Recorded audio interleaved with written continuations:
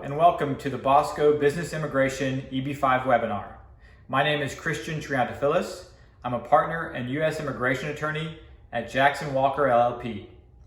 Today we'll be speaking with you about the EB5 program with a number of our panelists from two different perspectives. The foreign national EB5 investor perspective and what that immigration process looks like, as well as the EB5 project perspective, how your money will be put to use in the United States.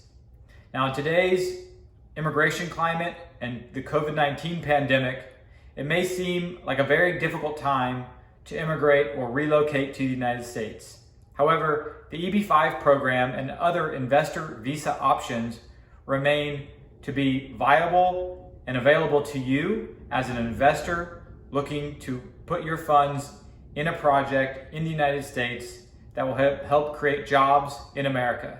So please do listen in, and perhaps we can assist you with your dream of moving and immigrating to the US to become a green card holder for you and your family. Thank you.